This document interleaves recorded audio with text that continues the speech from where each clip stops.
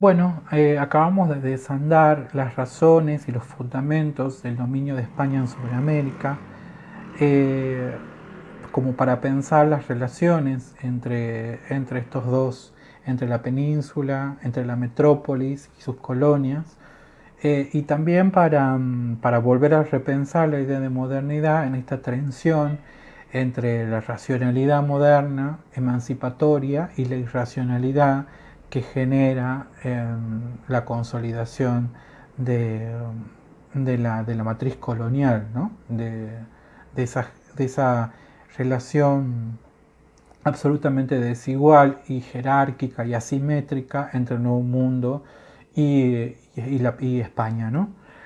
Ahora bien, eh, la pregunta que cabría hacernos es qué rol juega, ¿no?, la lengua en todo esto. Eh, ¿Qué rol juega esta lengua, la lengua castellana, el español de América, el español en América, el español atlántico, en este vínculo desigual, en este vínculo colonial entre América y España? Me parece interesante traer a colación una frase de Hernán Cortés, que es una frase que el conquistador repite una y otra vez en sus cartas de relación. La traigo a colación porque me permite complejizar primero los vínculos de la lengua con la oralidad y con la escritura, y segundo, para pensar las lenguas indígenas en este momento colonial. Cortés, como sabemos, Hernán Cortés dirige sus cartas de relación al emperador Carlos V entre 1519 y 1526, y en ellas da cuenta de la conquista de México Tenochtitlán y de los mexicas, ¿no? Cortés reitera siempre una frase que es la siguiente: la lengua que yo tengo, o en su defecto, nuestra lengua, haciendo referencia en esa lengua que yo tengo o nuestra lengua a Malinche, Malinali o Malitzin, la intérprete o lengua entre el conquistador y Moctezuma, ¿no?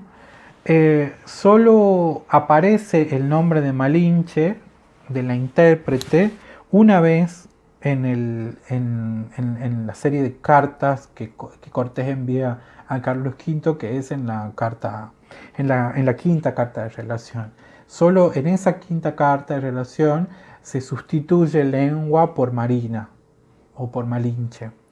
Es interesante esta reiteración de Cortés, porque en ella es posible leer tres operaciones. La primera, la omisión de la lengua del otro, ¿no?, su nombre, sus modos de organizar o de pensar el mundo, ¿no? Fíjense que en ese la lengua que yo tengo está omitida absolutamente el nombre de quien interpreta, ¿no?, y por ende el nombre de la lengua.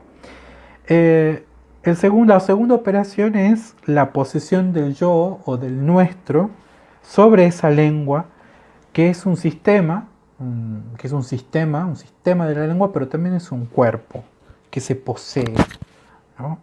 Y la tercera operación, que también es clave en la lengua que yo tengo o nuestra lengua, es la escritura, ¿no? La escritura como el modo en que se filtra la referencia a esa lengua, pero que al mismo tiempo es una lengua que se omite, ¿no? O sea, hay un juego ahí interesante porque la escritura permite que se represente esa lengua, pero al mismo tiempo no se la nombra, ¿no? Y no se la nombra con su nombre, sino que se la, se la designa como lengua solamente, ¿no? Y es la escritura la que hace de alguna manera posible esa referencia. Es la escritura de estas cartas donde aparece, o donde emerge y se filtra esa lengua del otro. Em, Parto de estos aspectos para enlazarlo con lo que planteamos hace un ratito, ¿no? La racionalidad moderna, junto con la reactualización que esa modernidad europea hace del pasado medieval y del pasado clásico, la racionalidad moderna puesta al servicio de la conformación de un proyecto imperial y de la incorporación de América a Occidente. En efecto, durante los reinados de la Casa de Austria, o también llamados Habsburgos, y de los Borbones, que se despliegan durante 3 siglos, la maquinaria que pondrá en funcionamiento España para concretar esa incorporación de América a Occidente es la escritura. Esto es fundamental. Destaco esto porque destaco esto y me parece importante porque es sin la escritura esa incorporación de América a de América como un continente supeditado, como una colonia supeditada al Imperio Español. Sin la escritura esa apropiación no podría haberse llevado a cabo, ¿no? Eh, Destaco sobre todo en, en, esta, en estos reinados que acabo de nombrar de la Casa de Austria, de los Habsburgos y de los Borbones, destaco sobre todo los reinados de Carlos V y de su hijo Felipe II, ¿no? Los dos reyes de la Casa de Austria, que es durante el reinado de ambos de padre e hijo, donde esa incorporación mediante la escritura se va a concretar y se va a consolidar. Si bien la política imperial de Carlos V, que se generó entre 1517 y 1556, estuvo más centrada en el imperialismo europeo, es decir, concentrada en un imperialismo hacia adentro de Europa, en Italia, Portugal, Flandes, el norte de Alemania.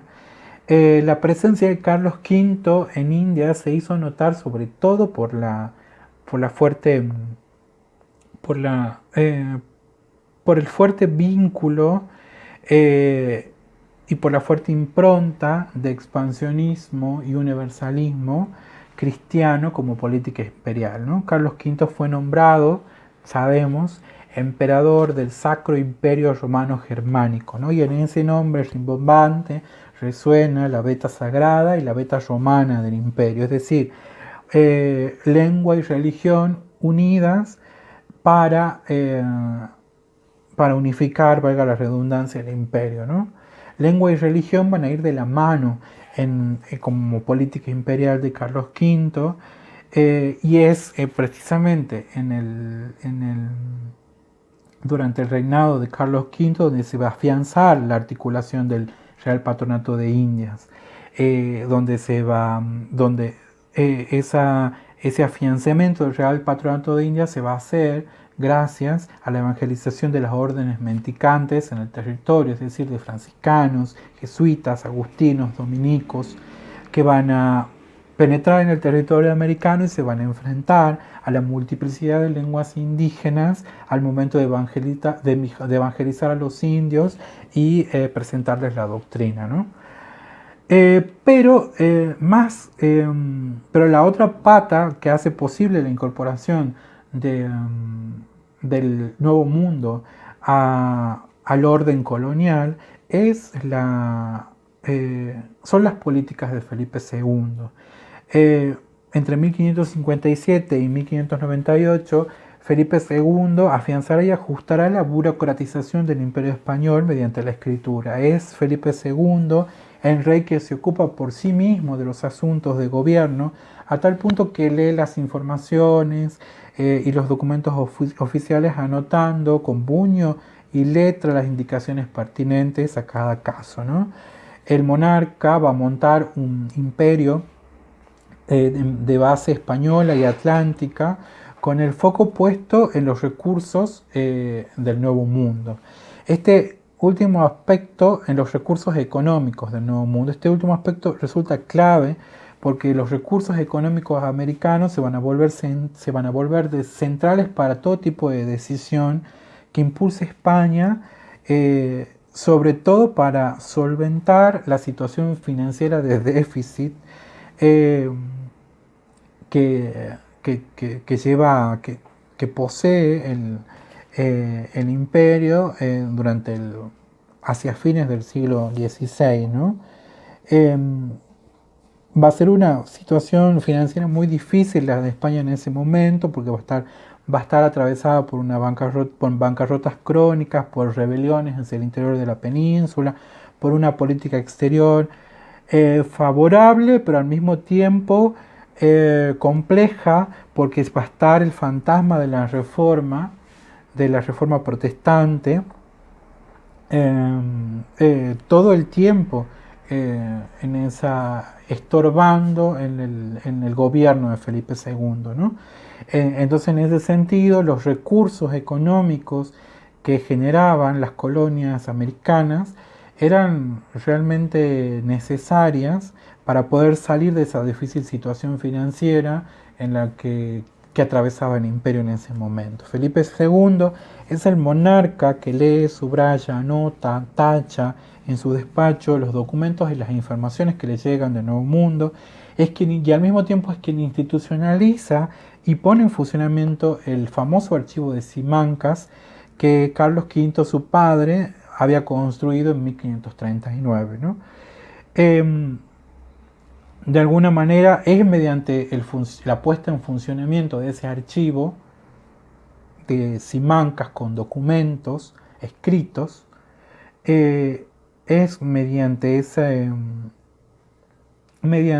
archivo que se va a consolidar una forma de gobierno particular en Felipe II, que deviene en una maquinaria aceitada en la que el legislar solo es posible mediante una red textual de informantes, funcionarios y burócratas que van a movilizar el archivo mediante la escritura.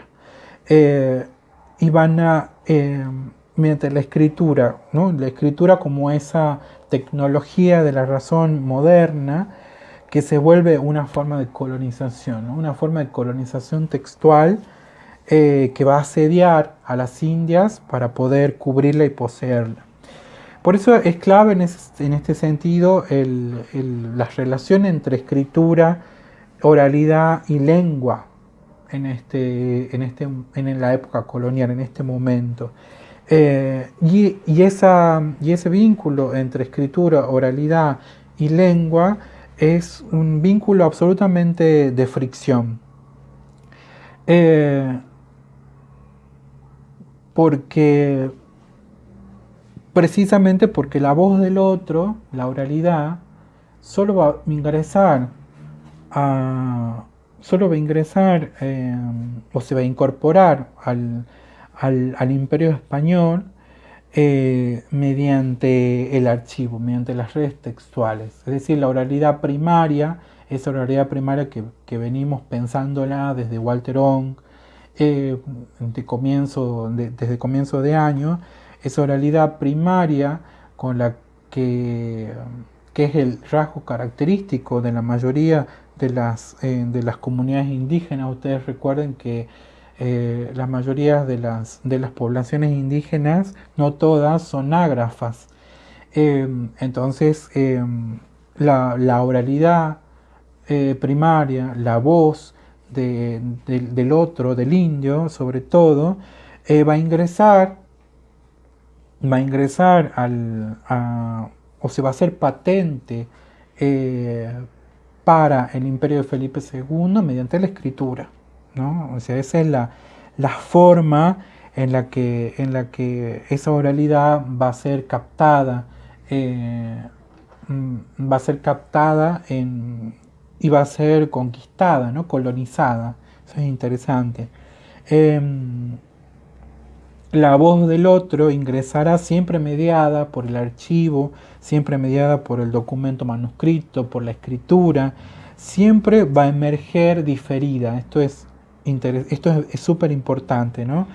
La oralidad y la voz del otro, su lengua, se va a colar por las grietas del archivo, se va a colar por las grietas del poder imperial, como en esa en ese la lengua que yo tengo que repite Cortés, ¿no? La lengua del otro siempre va a estar mediada, va a estar traducida por ese yo que la posee y la captura en la escritura y la hace hablar mediante la escritura, ¿no? Porque básicamente el indio y el otro no tienen acceso a la escritura. Entonces, la forma en la que ingresa esa oralidad primaria es siempre mediante las grietas de lo escrito. Y por eso la relación entre oralidad y escritura y lengua va a ser absolutamente de fricción. Comprender esta red textual sobre la que se monta la política imperial y el mandato de expansión de la cristiandad que justifica el dominio sobre las colonias es clave para abordar la emergencia de las gramáticas y los vocabularios en lenguas indígenas, que se suscitan precisamente en estos siglos, en el siglo XVI y XVII. El surgimiento de la imprenta y el fervor por la escritura hacen que se publiquen una multiplicidad de gramáticas en ese momento, una multiplicidad de gramáticas, entre las que podemos mencionar la gramática quechua, aymara, náhuatl, guaraní, etc. Pero es importante remarcar que estas gramáticas emergen no como un impulso de curiosidad, resultado de la racionalidad moderna que hace renacer la cultura clásica y su estudio para la emancipación humana, sino con un fin práctico. Emergen con un fin práctico estas gramáticas, con el fin de la salvación del alma de los indios. Son gramáticas al servicio de la pastoral, y esto queda muy claro cuando al revisar el corpus de gramáticas publicadas, siempre junto a ellas se publican doctrinas, catecismos y confesionarios, ¿no? Y además también queda muy claro este fin evangelizador y esta preocupación este fin evangelizador de la publicación de gramáticas de lenguas indígenas también queda muy claro cuando los autores, cuando nos detenemos en que la mayoría de los autores que publican estas gramáticas son frailes, ¿no? Son miembros del clero. Lo interesante radica en que, si bien el mandato escriturario y textual es tan fuerte, imponía el castellano como forma de enunciación y como forma de comunicación, sobre todo con la corona española, un castellano escrito, se produce una tensión respecto al uso y a la aprobación de las lenguas indígenas por parte de los misioneros, ¿no? La corona aconseja el castellano como lengua de sus colonias, pero los agentes en territorio y en relación permanente con los indios, es decir, los frailes, apuestan por las lenguas indígenas como forma de prédica y de evangelización. Esta zona de indefinición entre el uso del castellano o el uso de la lengua indígena se mantendrá hasta fines del siglo XVII, 1680 aproximadamente, momento en el que el castellano gana la partida y se institucionaliza como lengua oficial.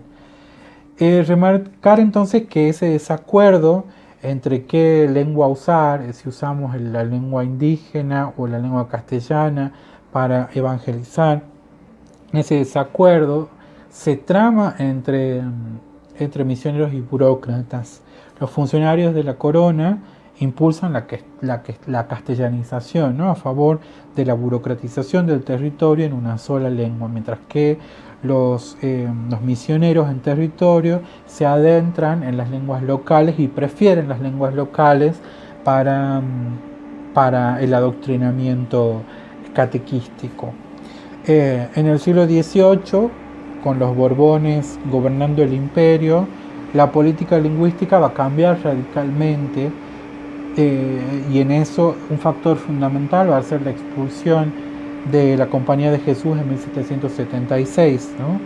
La Compañía de Jesús, recordamos, es la compañía pionera en la evangelización en lenguas índicas y en la alfabetización de la nobleza indígena, sobre todo en el área andina.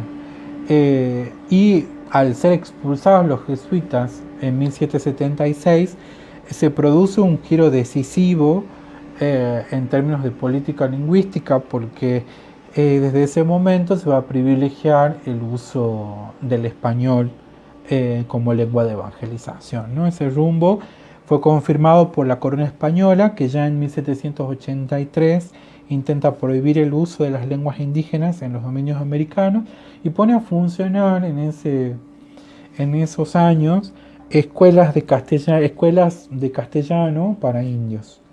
Eh, de todas maneras, la unificación completa y total de las tierras americanas por medio de la lengua se va a producir recién con la constitución de las estados nacionales en el siglo XIX.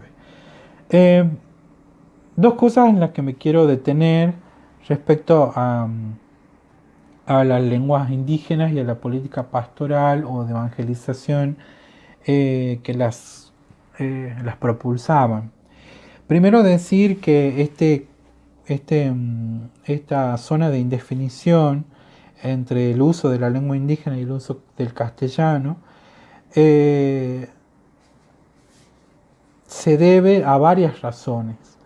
La primera es a la larga tradición de las órdenes religiosas en asuntos de evangelización en otras comunidades, ¿no? Recordemos que la mayoría de las órdenes tenían experiencia en evangelizar y en adoctrinar a las poblaciones árabes en la llamada Reconquista Española en Granada, ¿no?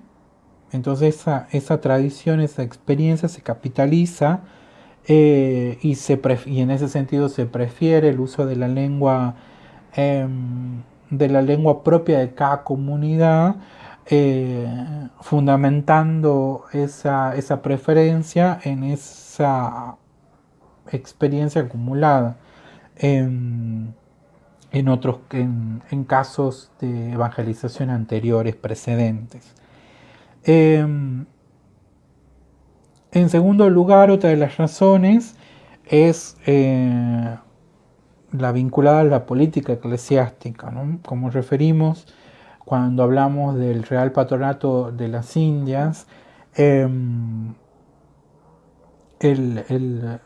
Real Patronato de las Indias permitía a los reyes designar cargos eclesiásticos. De alguna manera el uso de la lengua indígena como requisito para ocupar esos cargos era un obstáculo para la presencia del poder imperial en esas designaciones, ¿no?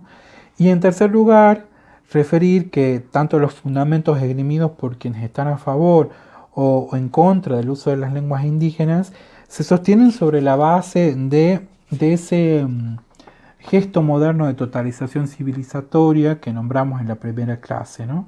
Y por supuesto en la eficacia en la comprensión de la doctrina por parte de los indios. Traigo y les comparto un argumento que esgrime Juan de Matienzo, que es un oidor de la audiencia de Charcas en 1567. Dice Juan de Matienzo, y les leo porque es bien interesante y exquisita la cita. Dice San Pablo: si no entiendo la lengua del que enseño, seréle bárbaro, y él a mí también bárbaro. ¿Qué fruto podrá hacer el que enseña si no le entiende el discípulo? Por cierto, ninguno. Y aunque para que con más gana se oiga al maestro, hay necesidad que hable la propia lengua del discípulo, como provee más largamente en el libro intitulado Estilo de Cancillería. ¿Qué aprovecha que sepan la doctrina de la palabra y la razón y la digan como papagayos o picazas que les enseñan a hablar si no la entienden? Menester sería, a mi parecer, que los sacerdotes que hubieran de doctrinar los indios sepan la lengua general de ellos para que les oigan de mejor voluntad y para que les entiendan hasta que ellos sepan la nuestra, en que se ha de tener mucho cuidado que la sepan mucho mejor, porque muchas cosas hay que no se pueden bien enseñar en su lengua. Hasta acá la cita de Juan de Matienzo, que resulta sumamente interesante porque Fíjense que en este fragmento se condensan las polémicas respecto a qué lengua usar para la doctrina, ¿no? Pero también el fragmento recupera o disputa la razón y el bien enseñar, porque la lengua indígena de alguna manera está marcada por un déficit, ¿no? Pareciera que nos está diciendo el oidor Juan de Matienzo. Está marcada por un déficit, por una deficiencia que no le permite salir de la categoría de bárbara, ¿no? Como si por medio de la lengua castellana, o solo por medio de la lengua castellana, fuera posible, además de la doctrina, alcanzar la civilidad y el buen comportamiento, ¿no? Esto queda muy claro hacia el final de la cita, donde Juan de Matienzo dice, ¿no? Eh, que, que es mucho mejor que ellos sepan la nuestra, o sea, nuestra lengua, y que se debe tener mucho cuidado que la sepan mucho mejor, porque mucha cosa hay que no se puede bien enseñar en su lengua, ¿no? O sea, esa lengua en la que no se... No, en esa lengua indígena eh, hay cosas que no se pueden enseñar, ¿no? Y ahí es donde se marca ese carácter deficitario de la lengua del otro. El otro aspecto que quiero señalar respecto también a las lenguas indígenas y a, y a la emergencia de estas lenguas en el siglo XVI y XVII, se vincula con hacer efectivo el mandato de... Se vincula en realidad con el desafío que supuso para estos misioneros el, el, eh, el enfrentarse con esa espesa selva de idiomas que hay en las Indias, como le dice el jesuita José de Acosta a las lenguas indígenas, ¿no? Las llama espesa selva de idiomas, ¿no? Eh, de alguna manera el enfrentarse a esa espesa selva de idiomas supuso un gran desafío para los misioneros eh, y, que, eh, y que sortearon ese desafío y que apostaron para para poder de alguna manera dar cuenta y apropiarse de ese multiverso lingüístico que suponía la selva espesa de idiomas con la que se enfrentaban para evangelizar, supuso el desafío de llevar adelante una colonización textual y pastoral de esas lenguas. Es por eso que la mayoría de los misioneros que van a apelar a un proceso de gramaticalización de la oralidad indígena a partir del modelo gramatical latino, ¿no? Eh, ese proceso de gramaticalización de la oralidad a partir del modelo gramatical latino va a ser la forma que ellos van a encontrar para poder lidiar con la multiplicidad de lenguas indígenas y el multiverso lingüístico con el que se encuentran en el territorio, ¿no? Entonces, la apuesta de estos misioneros va a ser la apuesta por la normalización de las lenguas orales para, al normalizarlas, al gramaticalizarlas, a partir teniendo en cuenta el modelo latino, al gramaticalizarlas, hacer efectiva la llegada del Evangelio a los indios, ¿no? Surgen entonces las llamadas lenguas generales. Una modulación, creo yo, estas lenguas generales son una modulación, creo yo, de ese gesto de totalización que organiza los saberes del otro, de la alteridad, a partir de intereses imperiales. Las lenguas generales son lenguas únicas, son lenguas homogéneas, articuladas por los misioneros como producto de su recorrido por los territorios.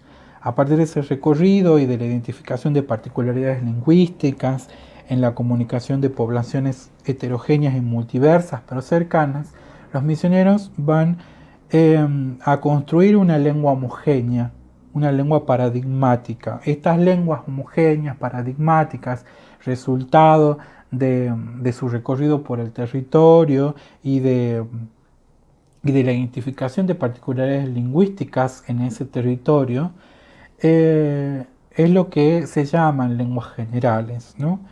Estas, eh, estas lenguas generales, lejos de ser lenguas que se estas lenguas generales que son resultado de la gramaticalización y la normativización de, de la lengua del otro, estas lenguas generales se van a organizar con elementos textuales más que con rasgos de la oralidad de sus hablantes. Las doctrinas y catecismos están siempre presentes en las gramáticas de estas lenguas generales, porque el objetivo es lograr traducir la Sagrada Escritura a la lengua indígena y no a la inversa. En este sentido, las lenguas generales se vuelven operativas, se vuelven absolutamente operativas para la administración pastoral, pero también para la administración colonial, como un modo de organizar lingüísticamente, de alguna manera, un territorio que a la corona española le resultaba siempre desbordante, ¿no? De esta manera, en las últimas 2 décadas del siglo XVI, va a primar una estrategia de evangelización en lenguas generales que va a minimizar la política de castellanización de las poblaciones indígenas y al mismo tiempo, fíjense, va a invisibilizar otras lenguas locales y particulares, ¿no? O sea, de alguna manera la lógica de la lengua general es una lógica de la homogeneización, donde se articula esta lengua única, homogénea, única, homogénea y paradigmática, ¿no? Con base en el latín como lengua modelo, se va a apelar a se va a articular esa lengua general para poder llevar la evangelización y el proyecto de evangelización a todos los indios, ¿no? Pero al mismo tiempo, en ese afán de homogeneización y de generalización que supone el uso de las lenguas generales para la evangelización del territorio, al mismo tiempo se va a invisibilizar otras lenguas locales y particulares, como por ejemplo el caso del cacán, que es una lengua local y particular del noroeste argentino, de la cual no hay gramática, no hay vocabulario, no hay diccionario, porque la lengua que se priorizó en la zona del noroeste argentino es la que se priorizó como lengua general en la zona del noroeste argentino, es la lengua quechua, ¿no? Como lengua general. También fue crucial para sostener en el tiempo estas lenguas generales la fundación de cátedras de lenguas indígenas en las universidades americanas, universidades que surgen a mediados del siglo XVI en América. Cátedras a cargo de frailes especialistas y responsables, y también responsables de la formación de curas doctrinales en las Indias. Si, como dijimos en la clase anterior, la totalización es una forma de apropiación del referente, es la estrategia discursiva de la mismidad, es decir, es un sistema de referencia orquestado por el sujeto moderno, por el ego ensimismado, una red conceptual para encubrir al otro, para interpretarlo, para dominarlo y traducirlo. Las lenguas generales son un artificio textual para encubrir las etnias, las razas, desde el modelo europeo conocido y traducirlo a su mundo propio, ¿no? Y acá me detengo en la palabra artificio, ¿no? Una palabra tan propia del siglo XVII sobre todo, tan barroca, y que sirve para dar cuenta de estas lenguas generales, que son construcciones, más que más que estudios, estudios curiosos y cabales y podríamos decir profundos de las lenguas indígenas. Son en realidad artificios textuales montados en pos de un objetivo claro y concreto, que es la evangelización del territorio, ¿no?